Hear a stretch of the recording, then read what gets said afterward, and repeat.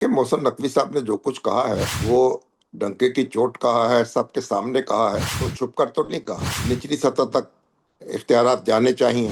जो ताकतवर हल्के हैं उनकी तर्जमानी कर दी है। तो अब सियासी जमातों को चाहिए कि इस पे मुशावरत करें कि नए सूबे बनाने हैं या बल्दियाती अदारों को तवाना करना है, उनको बाइख्तियार बनाना है। तो अब सियासी जमातों को चाहिए कि इस पर मुकालमे का आगाज करें, क्योंकि दस्तूर जो है उसमें तब्दीली तो मुमकिन है। नए सूबे भी बनाए जा सकते हैं, बल्दियाती अदारों को मुस्तहकम भी किया जा सकता है। सियासतदानों की बुनियादी जिम्मेदारी है वो हालात का जायजा लें, गवर्नेंस को बेहतर बनाएं, मामलात को दुरुस्त करें। जो ये पीटीआई के साबिक रहनुमा हैं, पहले तो उनको इमरान खान साहब से अपने ताल्लुकात दुरुस्त करने चाहिए ना। इनकी बात को इमरान खान सुनने को तैयार नहीं है। अब 3 साल हो गए उनको जेल में, काफी हो गई है, तो उनको भी जेल से बाहर आना चाहिए। उनके मुकदमे सुने जाएं, अदालतें फैसला करें, या हुकूमत जो है अपने नजरसानी कर ले। इलेक्शन के बाद ये वैसे ही हो जाएंगे, मिट्टी झाड़ के उठ खड़े होंगे और फिर एक दूसरे की तरफ मोहब्बत भरी नजरों से देखने लगेंगे।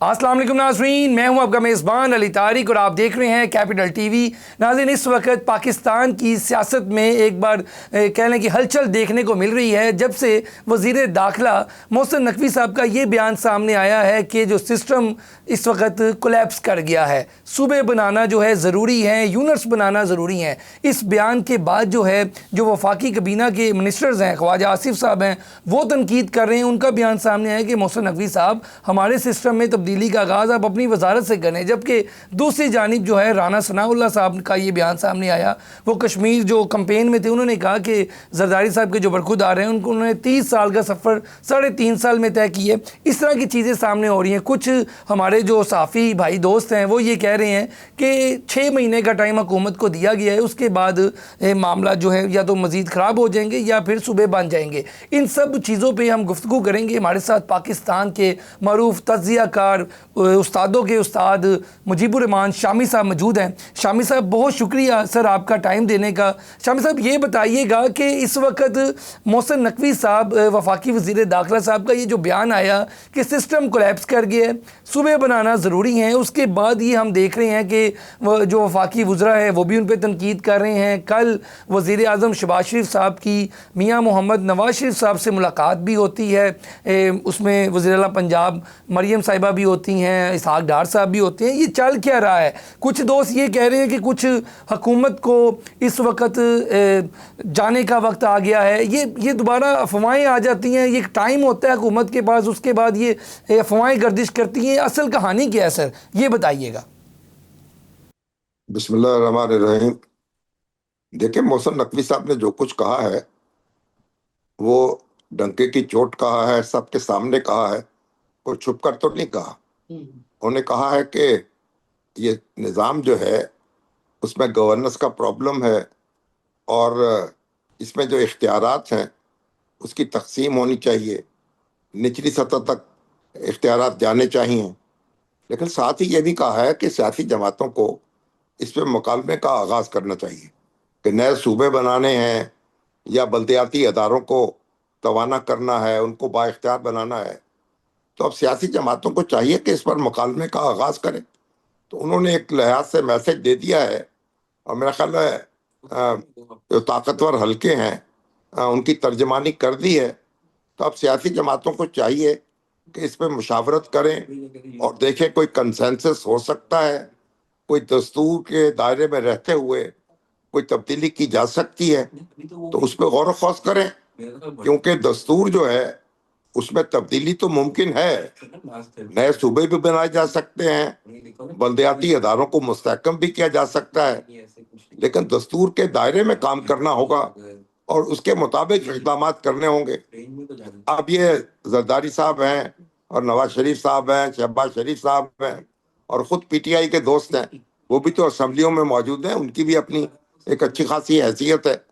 तो आपस में मिल बैठें, को मशवरा करें और देखें कि कोई उन्होंने ये इस बात पर कोई कान धरने हैं या इसकी ज़रूरत नहीं है। कोई डंडा किसी के पास नहीं है, डंडे से काम नहीं चलेगा, काम तो मुशावरत से चलेगा, एक दूसरे से इत्तफाक राय से चलेगा, उसके बगैर नहीं चलेगा। اچھا شامی صاحب یہ بتائیے گا، یہ جو صوبے والا ایک معاملہ ہے کہ صوبے بننے چاہیے، اس میں نون لیگ بھی نہیں چاہتی صوبے بنے، پیپلز پارٹی بھی نہیں چاہتی، کیا ڈر کیا ہے انہیں صوبے بنانے کا؟ اور اگر صوبے بن جاتے ہیں تو آپ سمجھتے ہیں جو گورننس ہے، جو عوام کے مسائل ہیں، وہ حل ہو جائیں گے، بہتر طریقے سے حل کرنے کا طریقہ کار مل جائے گا؟ یہ پیچھے کہانی کیا ہے اس کے کہ لوگ ایسا جو آپ کی سیاسی جماعتیں اس وقت جو نون لیگ اور پیپلز پارٹی، یہ کیوں نہیں چاہتی صوبے بنے؟ دیکھیے، نون لیگ نے تو ایک ریزولوشن پنجاب اسمبلی سے منظور کرایا ہوا ہے، اور 2/3 میجورٹی سے، کہ پنجاب میں صوبہ بہاولپور کا اور جنوبی پنجاب کا دونوں صوبے بننے چاہیے۔ اور یہ ریزولوشن جو ہے وہ اب پارلیمنٹ کے پاس ہے، تو اس لیے نون لیگ تو پنجاب جو ہے اس میں 2 مزید صوبے بنانے کے مطالبے کو تسلیم کر چکی ہے۔ جہاں تک پیپلز پارٹی ہے، وہ اس کے لیے تیار نہیں ہے، اور سندھ اسمبلی نے تو ریزولوشن صوبوں کے بنانے کے خلاف پاس کیا ہوا ہے۔ تو اب یہ باتیں جو ہیں، اب دستور کہتا ہے کہ جب آپ نے صوبہ بنانا ہوگا تو کسی صوبے، جو متعلقہ صوبہ ہے، پہلے اس کی اسمبلی 2/3 اکثریت سے اس کی منظوری دے گی، اس کے بعد پھر قومی اسمبلی اور سینٹ کو یہ منظوری دینا ہوگی۔ تو جب تک وہ طریقہ آپ اختیار نہیں کریں گے تو نئے صوبے تو بن نہیں سکیں گے۔ ہمارے ہاں تو پرانی بحث ہے کہ صوبے زیادہ ہونے چاہیے۔ جنرل ضیاء الحق کے دور میں جب ایک مولانا ظفر احمد انصاری کے زیر قیادت ایک انصاری کمیشن قائم ہوا تھا دستوری معاملات پر تلامین اور تجویز کرنے کے لیے، تو اس میں بھی مولانا تقی عثمانی صاحب بھی تھے اور پیر کرم شاہ بھی تھے۔ ان سب نے یہ کہا تھا کہ 18 صوبے بنانے چاہیے پاکستان کے، لیکن پھر وہ صوبے نہیں بنا سکے مارشل اللہ کے تحت۔ تو یہ بات تو ہمارے ہاں ہوتی رہی ہے، لیکن اب بھی یہ ہو رہی ہے کہ نئے صوبے بنانے سے گورننس بہتر ہو جائے گی، اور بڑے بڑے صوبے جو ہیں ان کا انتظام نہیں سنبھالا جا سکتا ایک لاہور میں بیٹھ کے، یا کراچی میں بیٹھ کے، یا پشاور میں بیٹھ کے، یا کوئٹہ میں بیٹھ کے۔ لیکن اس کے ساتھ متبادل یہ بات ہوتی رہی ہے کہ دستور کی دفعہ 141 کہتی ہے کہ اختیارات نچلی سطح تک منتقل ہونے چاہیے، بلدیاتی اداروں کو وسائل بھی ہونے چاہیے اور اختیارات بھی تقسیم ہونے چاہیے۔ اس پر آج تک عمل نہیں کیا گیا۔ تو اب اگر بلدیاتی ادارے جو ہیں وہ با اختیار بنا دیے جائیں تو میرا خیال وہ پھر یہ مسائل جو گورننس کے ہیں اس میں تو کافی بہتری آ سکتی ہے۔ لیکن اب یہ غور کرنا تو سیاسی رہنماؤں کا کام ہے اور سیاسی جماعتوں کا کام ہے کہ وہ صورتحال پر جائزہ لیں اور پھر کوئی قابل عمل کوئی تجویز جو ہے پیش کریں یا اس سلسلے میں کوئی اقدام کریں۔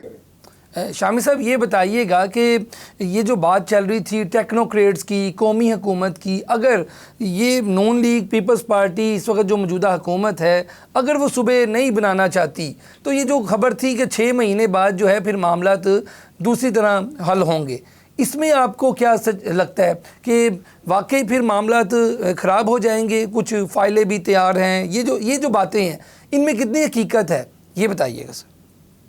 کسی فرد واحد کو کوئی حق حاصل نہیں ہے کہ یہاں کوئی ٹیکنوکریٹ کی حکومت قائم کر دے یا کوئی دستور سے بالا طرز اقدام کر دے۔ وزیر اعظم نے اگر نئے انتخابات کرانے ہیں تو وہ اسمبلی تحلیل کر سکتے ہیں اور اس کے نگران حکومت اس کے بعد قائم ہو سکتی ہے۔ اس کے علاوہ کوئی دوسری صورت موجود نہیں ہے دستور میں۔ تو ہمیں دستور کے دائرے کے اندر رہ کے کام کرنا ہے، اور جو لوگ طرح طرح کی افواہیں اڑا رہے ہیں اور تجاویز پیش کر رہے ہیں یا پھلجھڑیاں اڑا رہے ہیں ان کو غور کرنا چاہیے۔ سیاستدانوں کی بنیادی ذمہ داری ہے وہ حالات کا جائزہ لیں، گورننس کو بہتر بنائیں، معاملات کو درست کریں، اور اس کے لیے دیکھیں کہ بلدیاتی ادارے جو ہیں ان کو مستحکم کرنا ہے یا نئے صوبے بنانے ہیں۔ اچھا شامی صاحب، یہ جو دوسرا ایک محاذ کھل گیا ہے پاکستان اور پیپلز پارٹی میں، ہم نے دیکھا کہ آزاد کشمیر کے الیکشن ہوئے، آج بھی الیکشن ہے لاہور کی بھی 2 سیٹوں پہ مہاجر کی، تو یہ بتائیے گا اس وقت جو پیپلز پارٹی نے تو اب بلکہ پیپلز پارٹی کا کوئی سیکنڈ یا تھرڈ لیڈرشپ نہیں کہہ رہی، بلکہ چیئرمین پیپلز پارٹی بلاول بھٹو نے کہا ہے کہ دھاندلی ہوئی ہے الیکشن میں اور جواب دیں، اس طرح کی باتیں جو ہیں وہ بلاول صاحب کر رہے ہیں۔ اور اب نون لیگ کی بھی جانب سے گولہ باری ہو رہی ہے، لفظی گولہ باری، تو یہ جو آپس میں ان کا اتحاد ہے یہ مزید چلے گا نہیں چلے گا، یا الیکشن کے بعد دوبارہ معاملات ایک جیسے ہو جائیں گے؟ آپ اس پہ کیا کہیں گے؟ دیکھیے، इलेक्शन के बाद ये वैसे ही हो जाएंगे, मिट्टी झाड़ के उठ खड़े होंगे और फिर एक दूसरे की तरफ मोहब्बत भरी नजरों से देखने लगेंगे। अभी तो इन्होंने देखा ना, वजीर आजम जो हैं वो भी पीपल्स पार्टी की हमायत से अपने मनसब पे मौजूद हैं, और सदर जरदारी जो हैं उन्होंने भी मुस्लिम लीग नून के फॉर्म 47 के वोट लिए हुए हैं। तो ये अब जो कुछ भी एक दूसरे को कह लें, लेकिन उसका नतीजा तो कुछ नहीं निकलेगा। अपने भड़ास निकाल लेंगे। देखें आज़ाद कश्मीर में क्या होता है, उसका नतीजा आएगा तो फिर जायजा लेंगे। अच्छा शामिर साहब, कुछ जैसे कि आपने पहले भी बताया कि दस्तूर पे ही अमल होना चाहिए और दस्तूर में टेक्नोक्रेट्स या इस तरह की चीज़ें नहीं हैं, लेकिन कुछ दोस्त आपके भी दोस्त हैं, फवाद चौधरी साहब हो गए, उसके अलावा पीटीआई के साबिक रहनुमा कह लें, वो भी इन कोशिशों में है कि कौमी हुकूमत बन जाए और उसमें जो है मामला चलें, फिर पीटीआई को भी उसमें जो मौजूदा पीटीआई के जो हैं लोग हैं या साबिक लोग हैं उनको स्पेस मिले। ये जो कौमी हुकूमत की बातें हो रही हैं या ये जो साबिक पीटीआई के रहनुमा लोग बात कर रहे हैं, इनकी कोशिशें जो हैं वो कहाँ से हैं और क्या ये कामयाब हो सकेंगे इस मामला पे? क्या कहते हैं सर? पहले तो उनको इमरान खान साहब से अपने ताल्लुकात दुरुस्त करने चाहिए ना। जो ये पीटीआई के साबिक रहनुमा हैं, इनकी बात को इमरान खान सुनने को तैयार नहीं है। तो अगर उनसे मामला दुरुस्त कर लें, उनसे कोई बातचीत करके कोई फार्मूला बनाए, तो वो तजवीज़ पेश करे, तो फिर तो उनकी बात में वजन होगा। तो इस वक्त तो जैसे हम और आप गुफ्तगू कर रहे हैं, वो बेचारे भी इसी तरह की गुफ्तगू करते रहते हैं। तजिया कारी है, आप भी कर रहे हैं और वो भी कर रहे हैं, तो बस एंजॉय करें उसको। अच्छा शामी साहब, पाकिस्तान तहरीक इंसाफ के बानी जो हैं इमरान खान साहब, 5 अगस्त को उनको भी पूरे 3 साल हो जाएंगे जेल के अंदर। 3 साल के अंदर आपने तो पाकिस्तान के जो मौजूदा लोग हैं, माजी के लोग हैं, बहुत से उतार चढ़ाव देखे हैं।